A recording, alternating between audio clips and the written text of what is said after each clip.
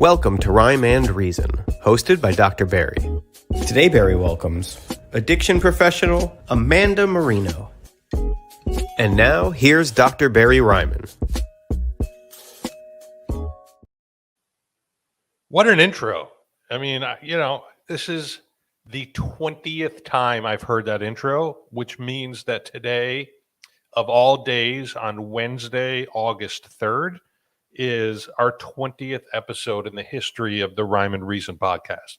That is something to be celebrated. We've come a long way. We've had some really amazing guests. We have another really amazing guest today. We have tons of amazing guests lined up for the rest of the month, which I will not leak out. It will be a surprise. But as they say in recovery, we're going to take it one episode at a time. We're going to take it one day at a time, and we're going to take it one guest at a time. And today is going to be a treat. We have a friend of mine who has graciously accepted the invite onto the Rhyme and Reason show semi last minute. And, that doesn't go unnoticed. I think that's really important to point out. And Amanda is a very, very busy woman. Literally, for her to say yes and not even have, less than 24 hours to commit to something like this and fit us in her schedule, I feel blessed and honored. And, that's all I got to say about that. So, but getting into, sorry about last week. We missed a week, but Dr. Barry had to take a vacation.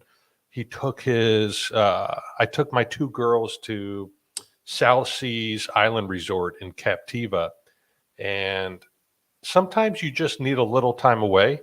And we had a blast. We did wave runners. We rode golf carts. We saw bottlenose dolphins that literally swam right up to us. I almost ran over a sea turtle on the wave runner. Thank God I was able to hit the fake brakes and kind of swerve out of the way, but that was a cool experience. But I needed a little rest and relaxation away from the grind, and I feel rejuvenated and hopefully look tan. I'm not going to take my shirt off on the podcast, although funny story, as we were getting ready for this podcast, I kind of forgot what I was wearing, and I was still in my gym clothes with the tank top. So I said, you know what, this is probably not going to be the most presentable shirt to be wearing coming on for a live on video podcast. So I am represented today with the Long Live Rock and Roll and You, which is a Good Recovery Unplugged saying. So without further ado, our guest today, Amanda Marino, she is born and raised here in South Florida. Actually, Amanda, and I don't know if you know this, but I am too. You're actually born in Fort Lauderdale. I was born in Miami. But you actually had a history of being a dancer on music videos. And we're going to talk more about that. But she was a dancer on Ricky Martin's She Bangs, She Bangs, she moves, she moves. That music video. So feel free to the listeners if they want to go ahead and Google Ricky Martin's music video, She Bangs, and you will see our guest today, Amanda Marino. She did find recovery. She is 15 years clean at this point in her life. She's been in the recovery industry for a very long time.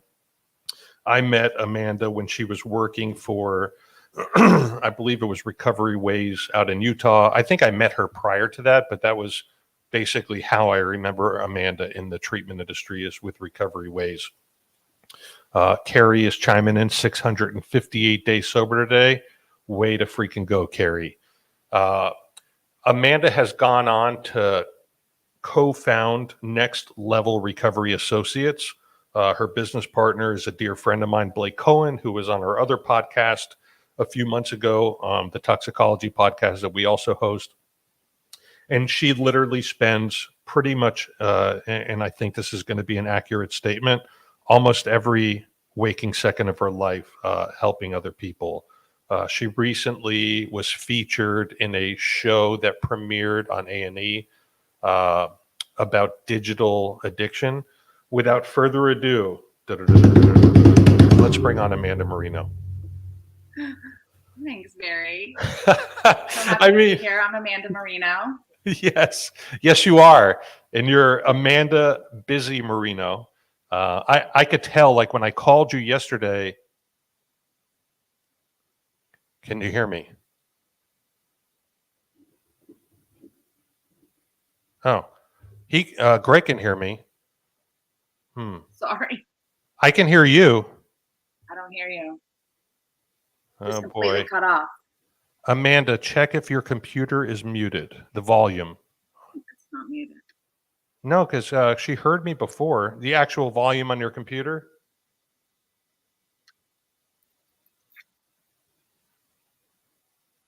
Sorry, guys. Technical glitches. Not muted volume up. You can talk, Amanda. I can hear you. But if you can't hear me, this is going to be a problem. Hello? Let's see. Okay, so I'm going to... Can you hear me now? No, you can't hear me.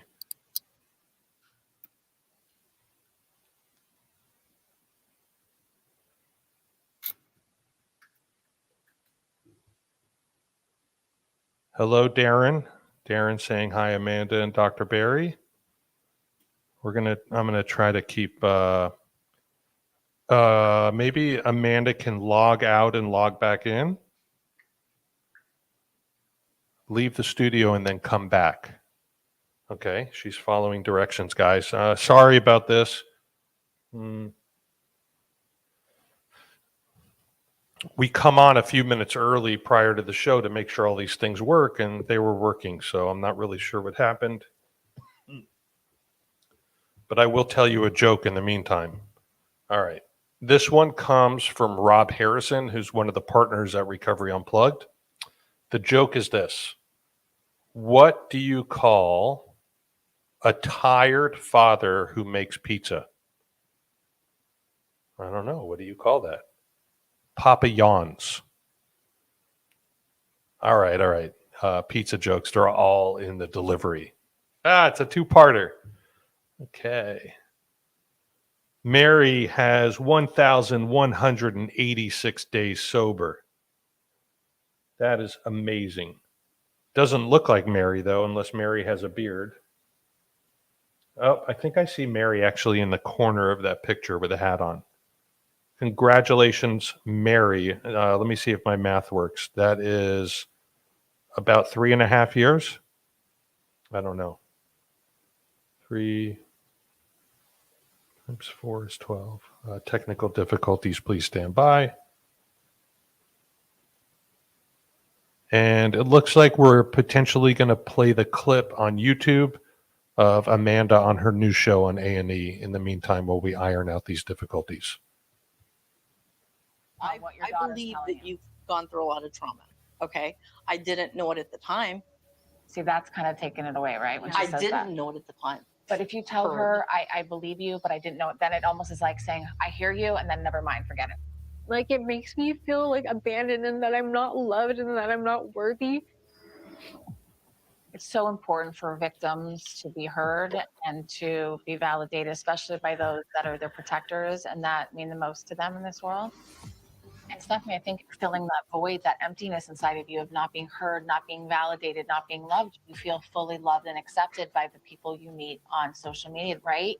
I think that right now, Stephanie just wants to know that you believe her.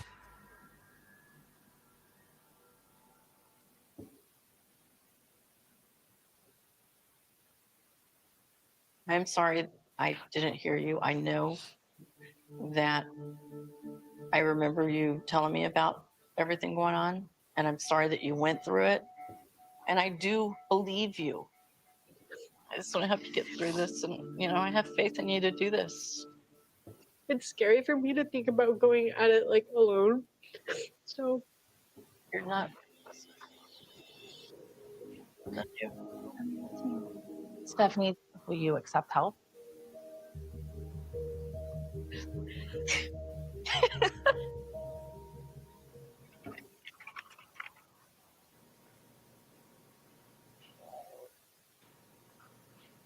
Can you hear me, Amanda? I can. I just left and came back on my phone. I'm hopeful this is better. It just stopped out of nowhere. But, I like to make a lasting entrance. I'm so glad you're back because I, in the meantime, I was telling like dad jokes, which were probably, I couldn't gauge the audience because I can't hear them, but I have told the joke before. And I couldn't. I didn't get any response. That's the problem when you tell a joke on a podcast and you can't hear people. You don't know if it's funny or not. But yeah, it feels kind of isolating. Anyways, okay. So let's dive into this. I want to know a little bit about your story. I know where you come from because we ripped and ran in the same places. We both grew up in South Florida, which is rare. Most people call us unicorns because, as you know, Florida is known as what's called the sixth borough. Mary says it was a dad joke for sure. I rolled. Okay, so not my best work. But hey, you had to do something to keep him entertained while I was lost. I had it. In the shuffle. You were in the abyss. I didn't know what happened to you. Yeah. So, all right. So tell me a little bit about your story, kind of what it was like growing up down here, where your life took a turn, when you noticed that you may or may not have a problem with substances or something along those lines. Yeah. So I was born in Fort Lauderdale. When we're in recovery and we do work and, I've been in a lifetime of therapy, literally since I was 7, we can kind of look back and have an idea of why things went the way they did. And I have a clear picture. Some people say, I don't know. I didn't have anything that went on. I fell into this, So for myself, there's a long line of addiction on both sides of the family. Additionally, from ages 4 to 7, which are such, developmental years, I experienced very heavy trauma. So I had my mother's husband at the time, who I thought was my father, was very physically abusive to my mother and I, sexually abusive to me. He was one of those men that was like this super, like very sociopath, super like church going man by day, and the community loved him, a drug dealer and, woman beater and sexual abuser at night. And, that was really, really hard to go through as a kid, and I talk about it. So whenever I can now, whenever it's pertinent, because it feels lighter every time I talk about it.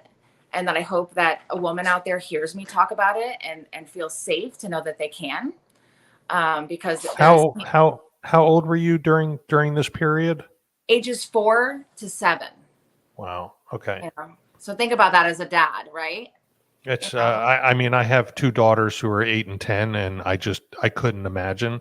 Right. And just to dig a little deeper, and you seem very open about this. I mean, was there a part of you that kind of repressed this for a while, where it was kind of just buried, and then one day it just came out, or were you very conscious the entire time of what was actually happening? No, it damaged me in a way that from being a little girl up, that I felt like because of what I had been through, because of what happened to me, that I was dirty, disgusting, broken, meant to be messed up, meant to be, have a hard life, that I may be an abuser myself because I was abused, like all of these things. So like I use it as my excuse in a lot of ways. My first addiction was shoplifting when I was young, little girl, because I loved that rush of like either one, getting away with it, or sorry, my puppy is messing with the cord. One, getting away with it and getting that rush, and 2, getting caught and getting that attention. So I was always seeking something outside of myself to make me feel better. And I always felt like I was damaged, dirty, broken, disgusting. I'm lucky I'm not on the corner. I'm lucky I don't live under a bridge. So I'm just this amount of messed up. And so I'm good. I mean, that is, I'm a doctor of psychology, and I know firsthand that the healing process from something like that is probably lifelong, right? Yeah. I mean, and that doesn't mean that you don't get better. It doesn't mean that you don't ever experience relief from what you've been through, but that's just not something that gets buried under the rug and you forget about. And No. I can imagine that in all of your interpersonal relationships that you've had since that point, you know, that stuff has come up, right? Whether it's being intimate with somebody else or, you know, Absolutely. trusting. So I just want to applaud you for your courage, you know, to be able to come out on a platform like this and not be anonymous, right? And to talk about this stuff because it's pretty common. Mhm. You know, we live in a sick and twisted world, Yeah. and you know, everybody has their own demons, that's for sure. Yeah. But you know, this is not something that is, you know, a needle in a buried haystack. This is something that is more common than people talk about. Well, it's common and isolating at the same time, right? So this has happened to so many people, but so many people, it makes you feel alone. It makes you feel damaged, you know? And that's like, so, you know, there's the pluses and the minuses of social media. And one of the biggest blessings has been able to be vulnerable and share and, you know, have people tell me in a message that they've never told someone something, but they felt, you know, maybe picking up the phone or telling someone in person is too heavy. But sometimes, like, any way that you can get it out. And I love that people like you and I can get the message of hope and healing and recovery and not just surviving like the things we've gone through, thriving through them, right? I don't want to be a Mhm. survivor. That means I'm just there. I want to be someone that thrives and I want to have an impact on other people's lives. And I want to help women to know that they don't have to destroy themselves and hurt themselves because of things that have happened to them, you know, or I men. think I think that's amazing, and you know, there's something that keeps ringing in my head. Vulnerability is contagious, and I recognize this early on in my recovery.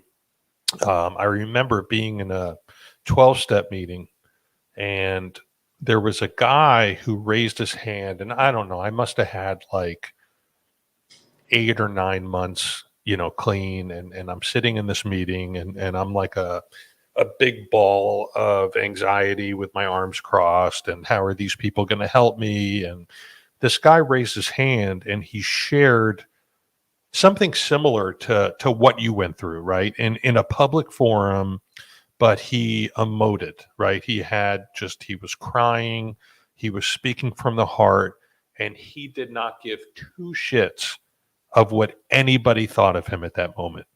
Yeah. And I remember sitting there and thinking, there is no way I'll ever get to that point that I can open up and share in front of a group of would be strangers Right.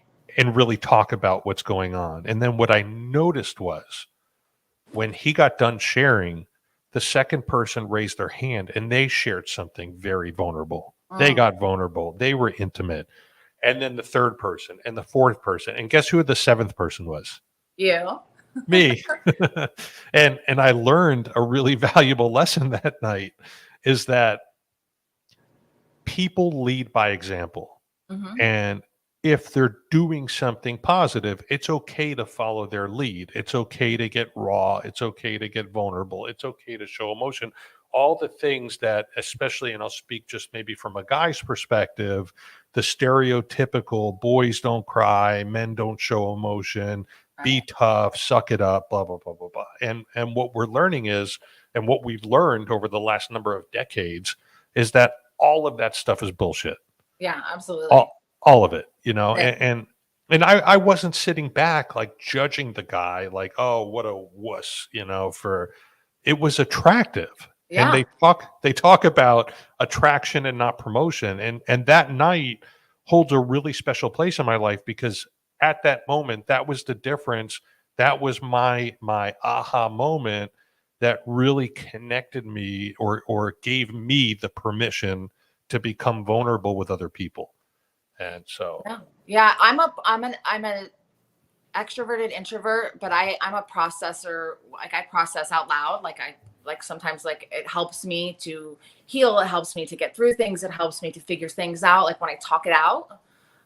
Some people do it in other ways, but for me, it just literally brings another layer of healing. Anytime I talk about it, connect about it. And like, you know, like I said, if it helps one person, you know, like not feel like they're never going to get over it, then it's worth talking about in this moment. well, I just want to commend you. And I've known you for a lot of years and did not know this part of your story. You know, and in turn, right? If I ever encounter somebody that's been through something similar that needs someone to talk to, I know where to direct them, right? Because Yeah. of what you've been through. Okay, so you had a rough childhood. At what point did you, and I'm going to just say these words, seek salvation in a substance, right? Because most people, and not everybody, right? The story could be curiosity just killed the cat. You tried a substance, you liked it. You tried more, you liked it. You have the disease of addiction, it got out of hand. Yeah. But the majority of people who abuse substances get to a point where they're not even doing it because they just love to be high, but they're doing it because they're self-medicating. Yeah. What was your story? What led you down that path? How old were you when you first picked up? What did that look like? So I shared, like, the first thing was like the shoplifting. So that was young, like, oh, there was another part to that story that I didn't mention. It was really important that once we finally got away from this man, he hired someone to kidnap my baby sister, who is his daughter, and they took her to Canada for a month. So, like, I was doing all of these things, and she ended up coming back. It's a sister, of mine now. And so I was just, like, always, like, seeking outside myself. So first it was the shoplifting. Then at 9 years old, I remember it visually, and my mother told me I chugged a beer, a Heineken. Started smoking cigarettes really young. First smoked pot in fourth grade, which, like, I have a daughter going into fourth grade. I have a teenage son. Like, I can't even wrap my mind around that. And then by the time high school came, I saw, like, no, I didn't, like, fall into the wrong crowd. Like, I sought them out. Like, I was looking for who was the drug dealer, the trouble guys, the older, so I sought that out. And I literally was in my first institution at 14, psychiatric hospital, Sandy Pines up in Tequesta. So I was there. I was just very behavioral. Rules didn't apply to me. I was in juvenile detention center twice as a teenager, once for a charge of robbery, but I took a egg and cheese sandwich from a Dunkin' Donuts and punched the guy in a Xanax blackout. And I went to Nice. juvenile. Yeah, it was a lot. Great, real proud moment. Did you eat the sandwich? I don't know. I don't remember. I didn't even know why I woke up there. I had no idea why I was there. I was like, what happened? I took a sandwich. And they're like, well, it's considered robbery when you use physical force. Details. So I spent 30 days in a juvenile detention. I spent, time in, like, my mom tried to put me in long-term programs. I escaped every time. So I've been I was forced into it when I was younger, of, like, them trying to help me. And I just, again, like, the underlying thing was, like, I am meant to be like this. This is the life that I'm supposed to live. I'm messed up. I'm damaged. Like, and that was really my excuse for a long time. And then when my son was born, my addiction progressed, and I felt like the guilt and shame of being a not present mother. And so I just, it got worse. I found pain medicine. I dabbled in all of the things, through the years, alcohol and hard drugs. And, but that's when I got to the end, and I reached out for help, and I knew I needed something different. I wanted to be a mom, and I wanted to be, stop this, like, lifelong pattern. What a remarkable story of redemption. I mean, if you looked at the 14, 15, 16, 17-year-old Amanda, right, you probably would have voted yourself least likely to succeed. Oh, actually, I was voted that in rehab, least likely to stay clean and sober. See? So Yeah. we're on to Guess something what? here. One of two still clean and sober. So There you go. I'll show you. Out of spite, motherfucker. Yes, hell yeah. But and on a more serious note, forget about least likely to succeed, but least likely to live past the age of 20. Oh yeah. Okay. All the people I hung out with either died or have lived really sad lives, or did a drastic change like I did. Like, I lost my best girlfriends, when I was in recovery for a while, that I grew up with from overdoses. What was your turning point? My turning point was hitting that bottom, being a mom, that guilt and shame of being a mom, not being able to be present, and, like, leaving them in dirty diapers, and just staying up all night partying and bartending and, like, all the stuff I was doing. I and then my aunt passed away from alcoholism, and I found her in her bed, and I was really close to her. My aunt, my godmother, raised me with my mother, and finding her like that, knowing that she was someone in and out of recovery, seeing that made me get worse first. Then I used the money she left me to go to treatment. Gotcha. Yeah, the And yellow pages days. Like that's how I found a rehab, no Google search. no SEO? Where did you wind up in treatment? At that time there was so limited things, like there was like, around was like Sunrise, Beachcomber, but I went to Genesis House in Lake Worth. Mm-hmm. And it was like the only thing I ever knew of was like Sunrise Detox or Betty Ford, because I like that at the time, that was just things I heard of. So I went to Genesis House and I was the worst client my first month there. Punched someone, mooned and told some sweet little old man behavioral health tech to kiss my ass, smuggled in energy drinks, left a few times. This is like as an adult too.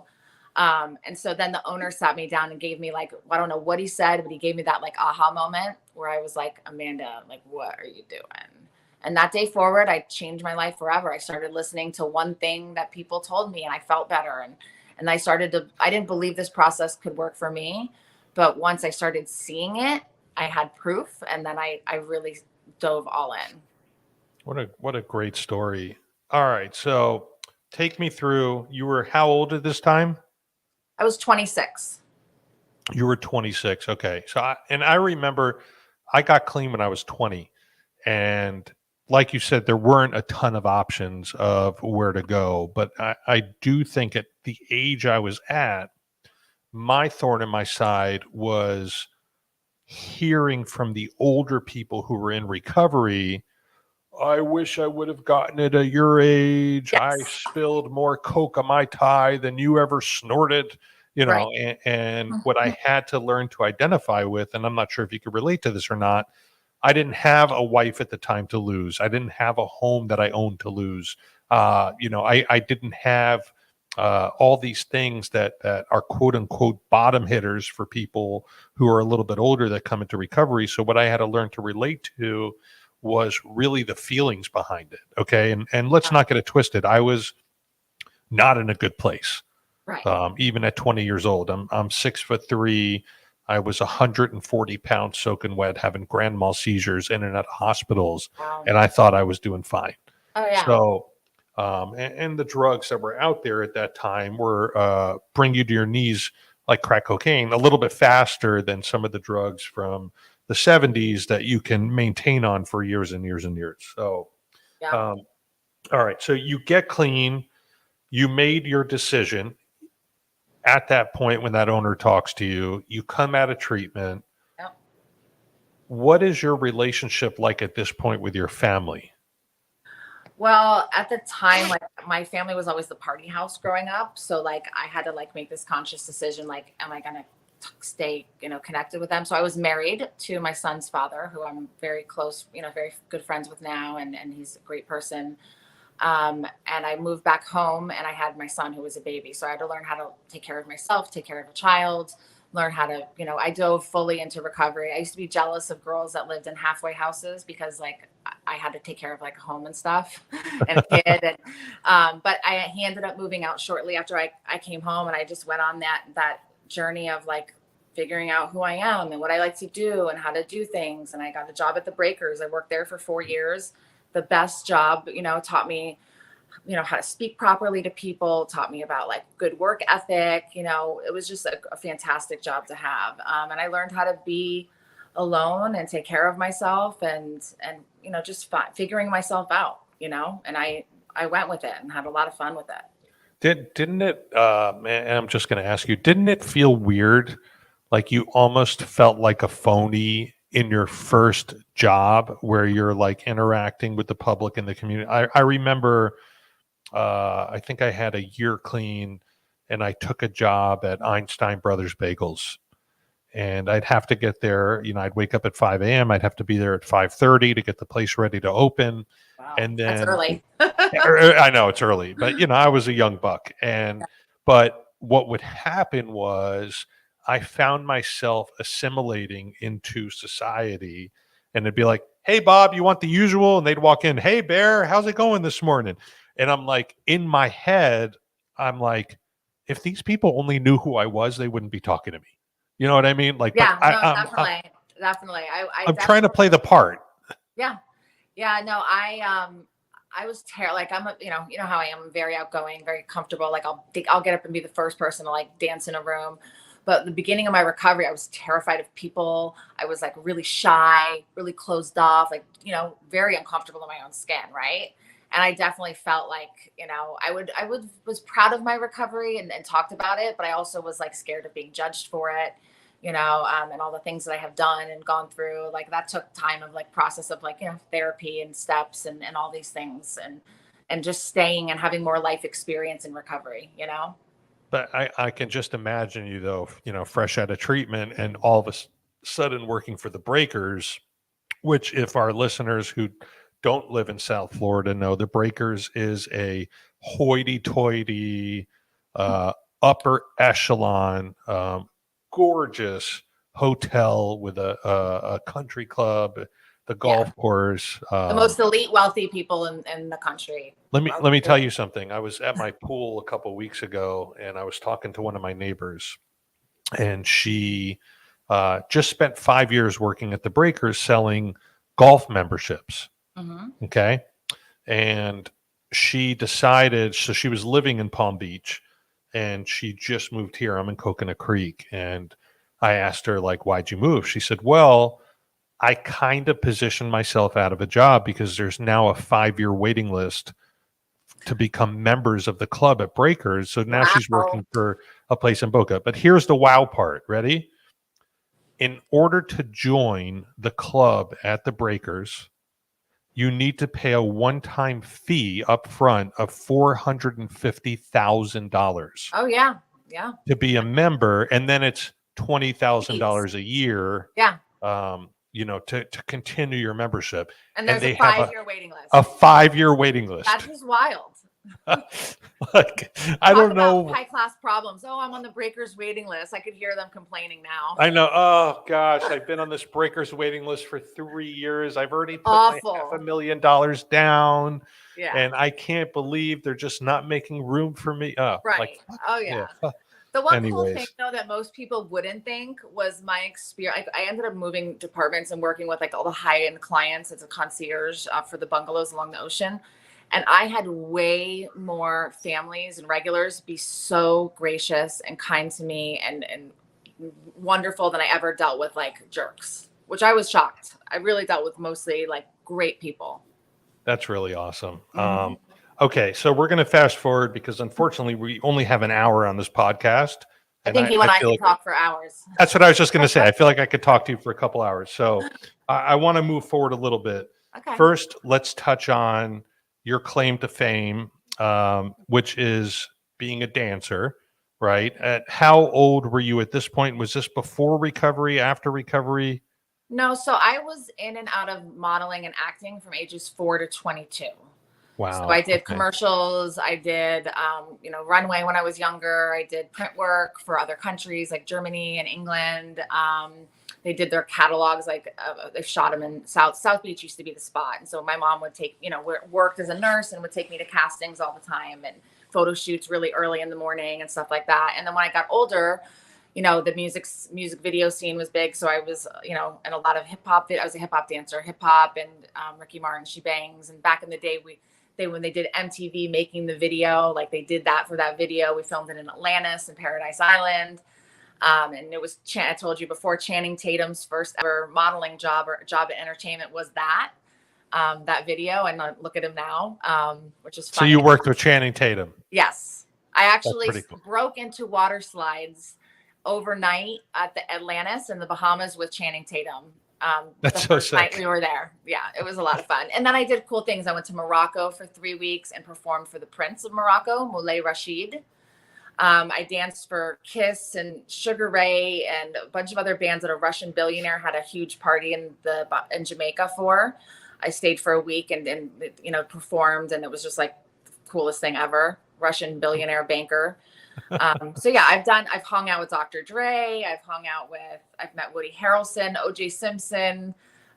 Limp Bizkit. I mean, the list just goes on and on and on, like of all the different people that I hung out with, partied with, met, and I had a lot of fun before it How got. cool is that? I mean, listen, I don't know. You're actually in the presence where I could tell you I have had my ex-girlfriend from 7th grade was supermodel Nikki Taylor. Okay. Cool. So I didn't break into water slides with her. And, but I'm just letting you know, we That's very cool. we did the all skate in one direction at the Galaxy Skateway together on a Love date. that. And yeah, so, Love that. and we Yeah, did no, I had a lot of fun. It was just like the way my life was. I would just ended up like, like meeting Dr. Dre and hanging out with them and Eminem when they came to town. And like, I was just, just all these weird things like happened to me always. Kind of like how, somehow I'm on TV for helping people with digital addiction now. It's just like, that is just, I'm open to that and believe that these things are like possible for me. And sometimes it just aligns and it's just been really cool experiences in my life. So by the time I had a child at 26, I felt like I had literally like done it all. So it wasn't like I hadn't, lived. I've lived and I continue. Yeah. to live. Yeah. No, listen, you have, at least from the outside, you have a pretty amazing life right now, right? I mean, you have like, I'm sure, really good friends in your life. You have your recovery, you have your professional side, you have the family side. You're a genuinely good person. And that's what this all boils down to. And from where you've come from, and I'm going to pose this question to you. Would you change anything that's happened to you in your life? I mean, there's times when, of course, I've thought like I wish I didn't go through that stuff as a child, or I wish I could take back like the first 18 months of how I was as a mom. But then I would be robbing myself of like the ability to help others with it, the experience, and then the reconnection like I had with my son and the relationship we have today. Like I know what it's like to not have that and to value and appreciate that. There's been so much healing surrounding it. So no, because it's made me all who I am, all That's of it. it. That's it. That's what I'm getting to, is that everybody, and not some people, but everybody goes through stuff. Yeah. Everybody. Yeah. Okay. And Not listen, alone. there's levels to this, and there are things that people have been through that are just, the word tragic doesn't even describe it well enough, right? Absolutely. I had a guest on here about a month and a half ago, Allie Kessler, whose baby daddy, murdered her son and then himself. Oh my God. Okay, so there are unfathomable. right. So there are levels that we can take this, but at the end of the day, most of the things that we've been through in our life has brought us to the point where we're at today. And I'm a believer that everything happens for a reason. We I don't. totally believe that. Yeah. When I go through anything, that's my go-to. It really Yeah. does. I have to trust. Look, I mean, like I have to trust my life and the process and trust in God, and things are amazing. We all go through hard shit. I've had constant change in my life in the past few years. It's been really hard, but like I wouldn't change any of that either because of like what it's brought out in me and the things I've learned and how I've grown. And so everyone in life goes through stuff. There's a woman who I think most of us know. Her name's Laura Kennedy. Mhm. And when I was young in recovery, a year clean, this is going back, I'm clean 26 years now. Mm-hmm. We roomed together at a convention in the Keys. There was like a bunch of us. And Yeah. she said the most profound thing to me. She said, "You know what, Barry? In life, things are either a lesson or a blessing. Oh, so true. A lot of times they're both. Yeah, Even absolutely. I if think there are a lot of times both, for sure. Yeah. Even if we don't recognize it at the time. Because the kind of person I am, if I didn't have to work hard to like have what I have, or if I didn't go through things and things were just coasting all the time, I wouldn't appreciate what I appreciate. I value, like I've lived in the hood. I've been poor. I've like lived on food, like all of these different things. that like every single thing I have in my life today, being a homeowner, oh my God, I'm so grateful for that. You know, the ability to travel. I'm taking my mom on a cruise on Friday for her 70th birthday. I never could have dreamed of that one day. You know, I am grateful every day for the things that I've gone through that make me the person I am today. I love that. All right. So tell me how you got into the recovery industry. Um, well, I was working at the Breakers. I used to watch that conference come every year. Ah, moments of change. I'd be like, ooh, I want to do that, you know, and thought it was cool. I always talked to people when they were there and, you know, connected. And then I had a friend that was working for Hanley Center at the time and shared with her what I wanted to do. And she was like, well, you know, get a job that's, you know, something I got a job selling pharmacy staffing to pharmacies. So it was like a outside marketing job. So I got that experience for a little bit and I came back to her and I was like, okay, I've got this experience. And like, you know, she connected me with someone. And I worked for a high-end sober home for my first job. And then just kind of like continued to do education and work hard and grow, and just kind of evolved into a few years ago, knowing that I wanted to be on my own. And I wanted to do this work with, like, I didn't do direct client things ever because I really didn't have any desire to. But then I got this calling that I really wanted to help, like, you know, especially women, moms, you know, families, individuals, like, and be able to make that personal impact. And so just You followed took my a big heart. risk. Yeah. I mean, you took a big risk that Yeah. I think most people wouldn't have the balls to do. Yeah. Right. You were working for a treatment center, making a handsome salary, Mm-hmm. had your life the way it was. And one day you just woke up and said, this is my calling and this is what I'm going to do. I'm going to open Next Level Recovery Associates. Yeah. I mean, first it was me on my own for about 6 months. And then I realized quickly I needed a partner, and came like a divine hit that it needed to be Blake.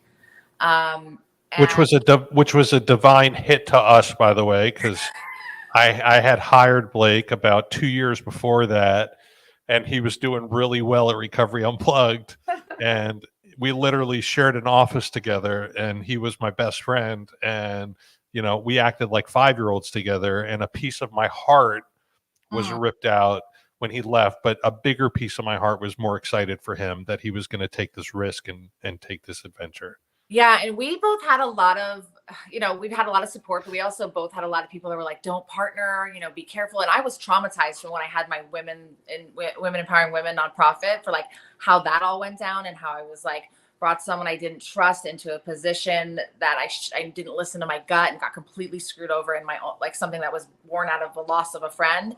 So I was scared, but like, so people told Blake and I not to partner. They were like, you guys are probably going to need to get jobs too. We each heard this separately, because you're never going to get enough business to be able to do this full time. The day we started, we have not been able to pay our bills. We've always been thriving. We're continually growing. It's been even though we started in March of 2020 with Next Level, you know, COVID lockdown, our business model was designed to deal with chaos and the world, and adapt to whatever we're thrown, right? Because we had, how do you do an intervention, or how do you provide companions safely in lockdown? And how do you help people in this kind of time? And so now we have like all kinds of great systems in place, and, you know, because we started in a crisis. I love that. Yeah. And that's one of the things that I'm sure you and I both know, but I think it's important for our audience to know, is that, yeah, COVID happened, but addiction only got worse in the pandemic. Mental illness as a whole, awful. Yes. And the need for services skyrocketed. Yeah. I mean, at the end of the day, right, we didn't close, right? You guys didn't close, right? Treatment centers did not close. Hospitals did not close. The need for services exponentially grew. Yeah. And so, although I would say that most people, and I'm going to go on a limb here, but most people who started a business in March of 2020 probably do not have that business anymore. Yeah, But I actually had some guilt surrounding that. I was hearing about all these people with job loss, and struggling to do pay bills, and I had some guilt around that, because we were completely thriving.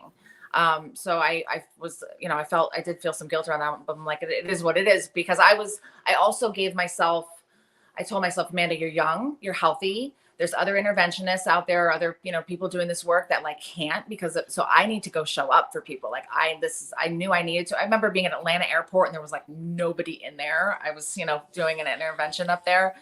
But yeah, I just knew it was time I had to step up and show up for families in a way that was safe and could help them, so I did. So I bring guests onto this podcast to highlight the actual guest and the services they provide, just basically an opportunity for you to share with the audience. And this is going to be available, right? This is going to go on Spotify. It goes on Apple iTunes. It's going to be available. Most people are not listening to this at 12 in the afternoon on a Wednesday. Right. We'll have probably 170 viewers, but the majority of the people are going to be driving in their car and listening to this at 8 o'clock at night on a Tuesday or Right. whatever the case is. Absolutely. But what does it look like to get an intervention through your program? So I'll actually start with our focus has shifted over the past few years. So we still do interventions, but our focus and our prime of our business has turned into the recovery companions, which we call recovery associates. And then the case management services, like that long-term before, during, and after treatment stuff, working with the individual, the family, coming up with a creative custom plan that's, adaptable for each person in each family. So yeah, reaching out to myself, reaching out to Blake, the website right there. We schedule a phone consultation, and then we go from there. We have a psychologist who's joined our team as our clinical advisor. We have different clinicians, coaches, nurses, a diverse Spanish speaking. To be able to help different people, different ages, different walks of life. But we take everything on a case by case basis and work the team approach. We believe it takes a village to help a family or an individual recover. And we believe in a lot of collaboration with other professionals. I love that. And what is, just for our audience who may not be familiar with the term, but what is really a recovery companion? So a recovery associate, sober companion, is a person who has the skill set of life and recovery coach and is very well versed and trained in those, but also has this unique skill set to move into someone's home and adapt to the environment easily and be a live-in support person for them. It is so helpful for people, maybe people have been to treatment a bunch of times and they just kind of need to get back on, or the adjustment time home, or the waiting time before they get the help they need if they have other obligations that they have to, just making sure they stay safe. So this can be for people with mental illness only, substance use disorder, all different variety. And it's a very different approach. And while we have a recovery companion in there, they have access to therapy, to coaching, to, full case management services as well. Like when I worked as a recovery companion myself, I sometimes felt like I was just a body there. We want our recovery companions to do, to help create lasting change, right? To make a difference while they're there.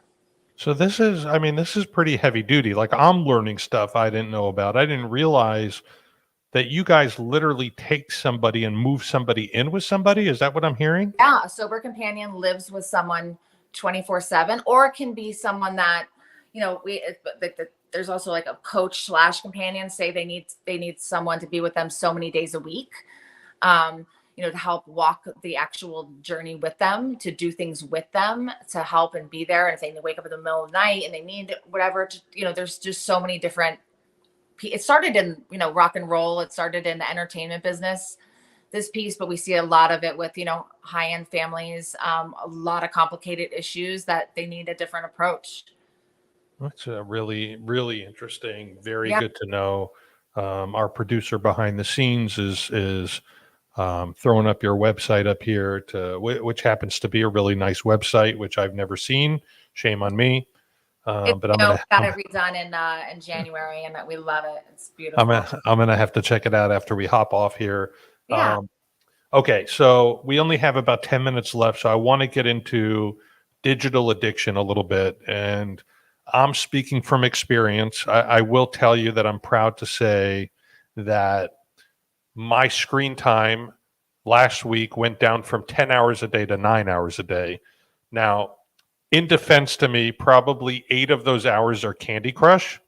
Um, I'm kidding. The majority of it is work. I tend to do everything from my phone, but digital addiction has become a silent killer. Okay, Yeah. it's now being recognized as a real issue, right? Yeah, Uh, absolutely.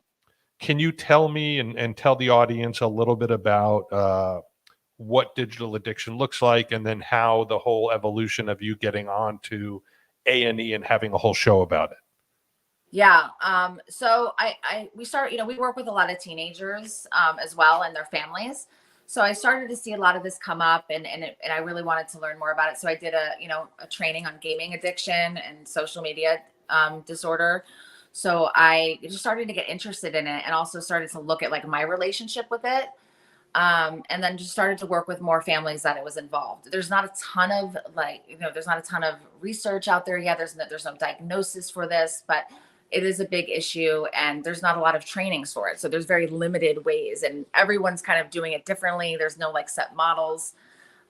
So shortly after I was, working with some families, I did a casting for intervention, and which, Ken and Hmm. Ken Celia, Michael Gonzalez, I referred. love Ken.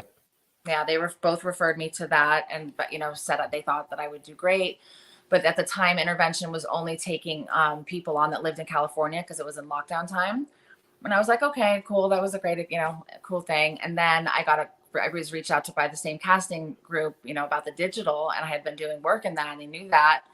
And I was excited because it's such like, we all think this is normal. Like, we think our new world of us always on our phones, or like thinking someone is a certain way because of how they are on social media, or like doom scrolling, or people with thirst posts, like all of these different, like people are losing their quality of life because of gaming, online shopping, social media, phone, online porn, gambling, so there's all these things that are just, people think it's the norm, but it's really not normal. Like, when people's lives they're not having personal relationships, their hygiene and their life is affected, their quality of life.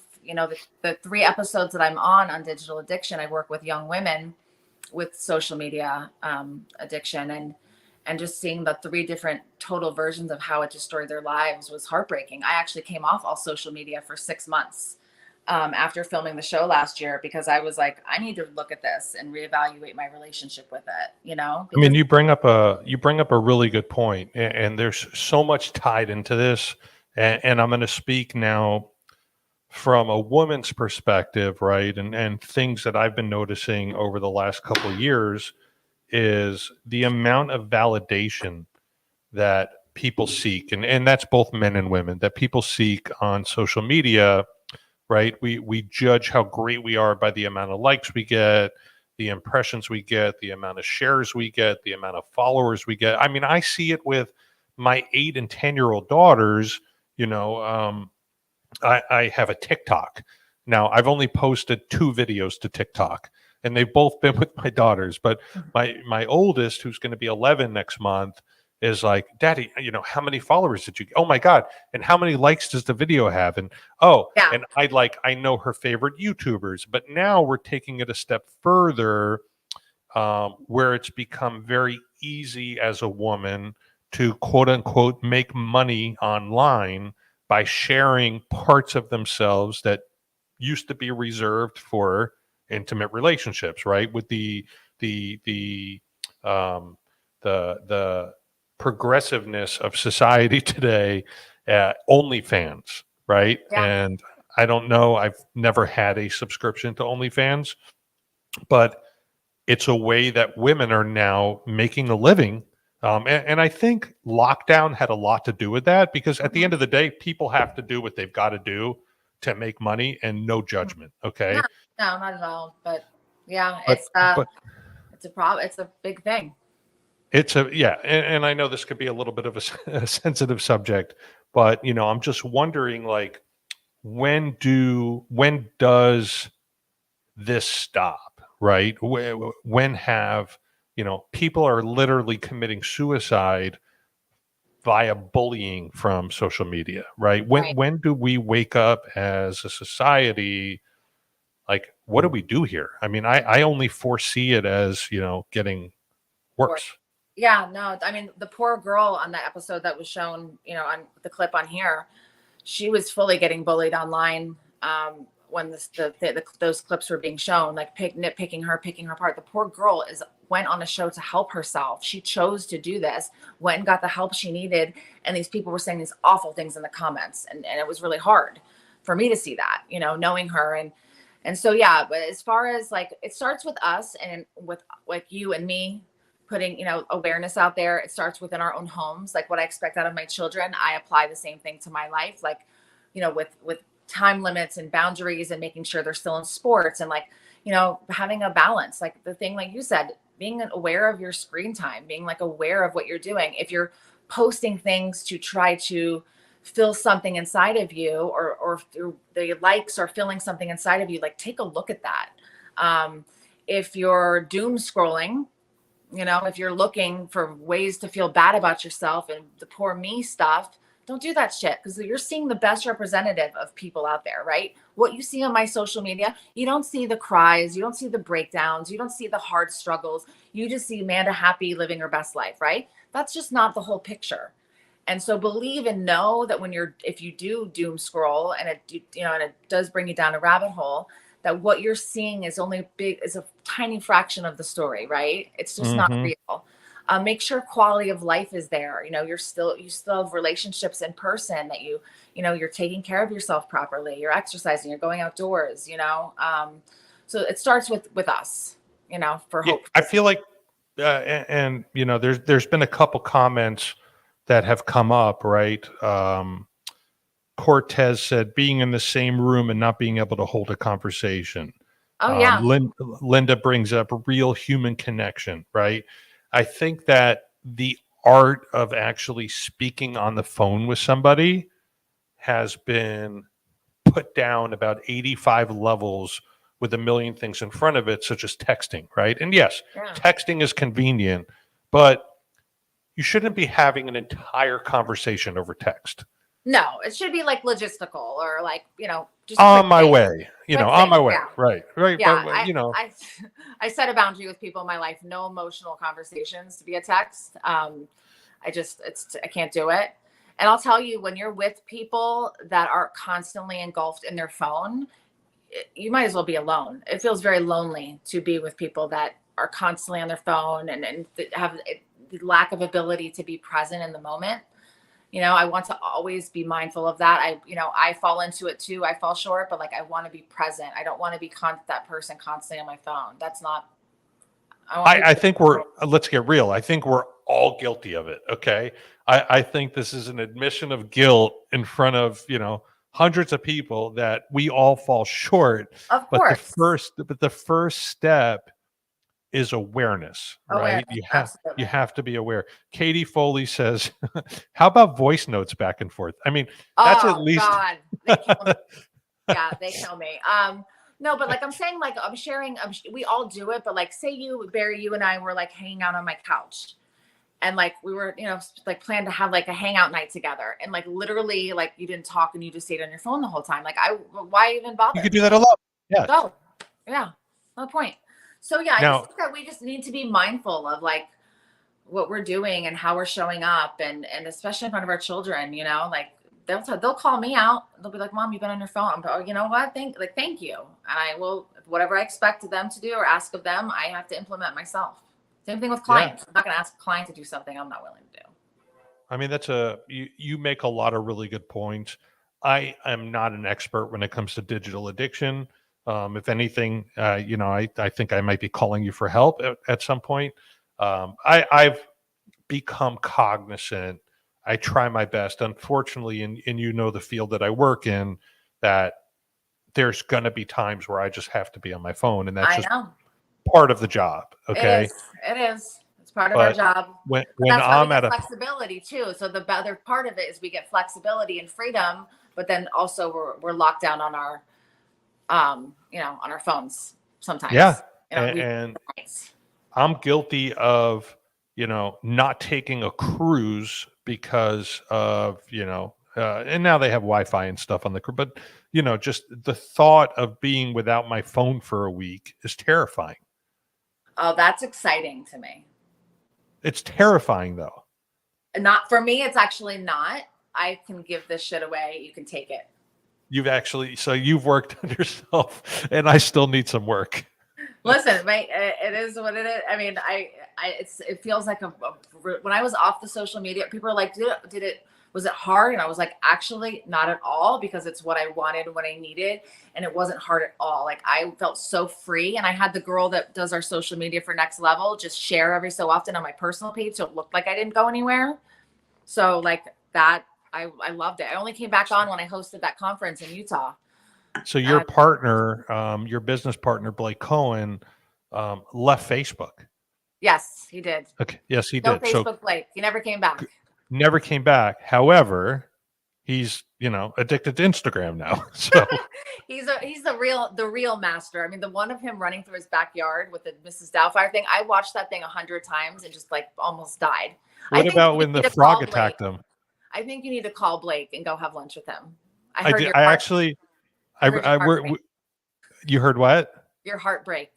Yeah, we actually ran into each other about 2 weeks ago outside of Starbucks. He lives like 5 minutes away from me now. But his video of him taking the dog out late at night from whatever Ring camera, yes. And then he got attacked by like a frog or a toad. Yes. Dancing around. Yeah, he keeps me entertained, that's for sure. All right, so tell we got to close here in a minute. Okay. I'm running a little over because we lost some time with you. So if anyone has a problem with it, call their sponsor. But tell us how we could find you on A&E. What's the name of the show? Is it airing again? Have all your episodes aired? I haven't seen them yet. So my first one was in June. I was on episode 2 with Stephanie. My second episode just aired this Monday night, the 1st, and that was Carissa. And then I'm on one more episode in 2 weeks on the 15th with Skylar. Awesome. So and it's on A&E TV. They have A&E app. I think you can stream A&E through Hulu. But I got cable back just because people were having a watch party for me at my house and I didn't even have access to the show. So I was like, I better get cable again because I canceled it. So it's on there. And there's also, your producer told me there's some shorts out there on YouTube. So there's those. And my Instagram is Amanda Marino Recovery. And you can find me on LinkedIn, Facebook, Amanda Marino. And I'd love to connect with you and be here in any way that I can. Awesome. You're one of the real ones, Amanda. As I said in the very beginning of the show today, and congrats because you're on episode 20, right? This is not 19 or 21 or 16. You're on episode 20, which is a mile marker for us. Congrats. Thank you. But you're one of the real ones. I was very honored that you gave in at such short notice.